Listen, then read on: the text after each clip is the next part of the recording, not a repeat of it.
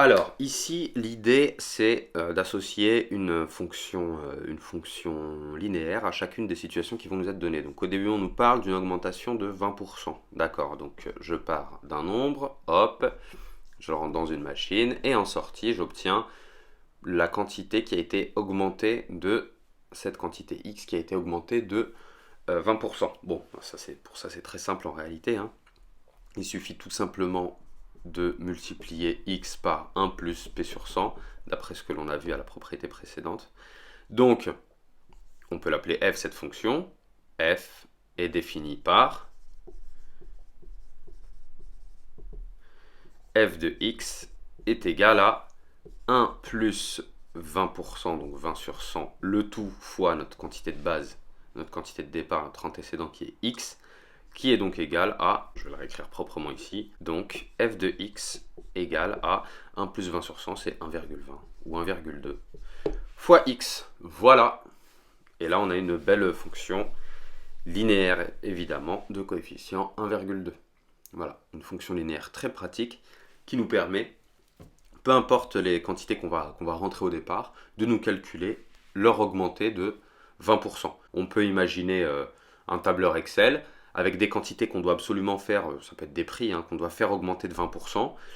Eh bien, on va rentrer différents prix, voilà, et appliquer une simple fonction qui serait 1,2 fois la cellule, les cellules dans laquelle il y a les valeurs que l'on veut faire augmenter. Voilà, et on obtiendrait donc en résultat directement l'augmenté de 20%. On passe maintenant à l'exemple B, donc une diminution, une fonction qui traduirait une diminution de 3%. Eh bien, on va changer de nom, on va parler de la fonction g. Donc g est défini par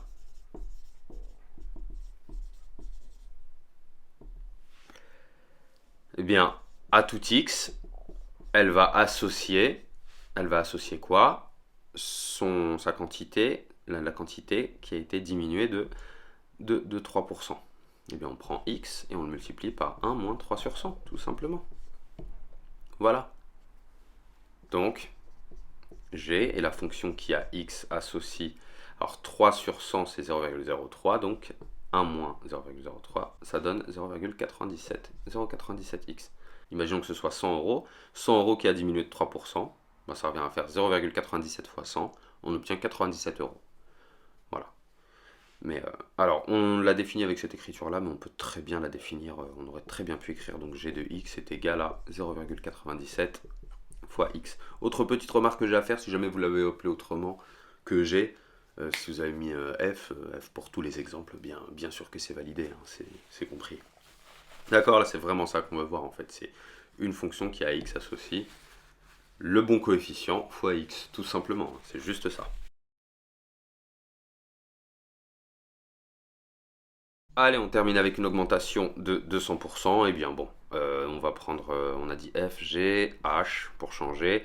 H est défini par, donc la fonction qui, à un nombre x, lui associe son augmenté de 200%. Eh bien on va prendre 1 plus 200 sur 100 fois x, qui est égal donc à l'image h de x. Voilà. Donc, si on calcule ce coefficient-là, qu'est-ce que ça nous fait? 1 plus 200 sur 100, 200 sur 100 ça fait 2, 1 plus 2, 3, si je ne me trompe pas, et ça fait donc 3x. Et oui, souvent on pense qu'une augmentation de 200% ça correspond à doubler notre quantité. Absolument pas, en réalité ça augmente du double. 200% d'une quantité, c'est le double de cette quantité, on est bien d'accord. Mais si on se dit que cette quantité augmente de 200%, ça veut dire qu'on lui ajoute le double d'elle-même. Donc, au final, on obtient non seulement cette quantité, mais le double d'elle-même. Donc 3 fois cette quantité. Voilà, c'était juste une petite parenthèse. Et voilà, on a terminé donc ce chapitre sur les fonctions linéaires. Maintenant, place à l'entraînement.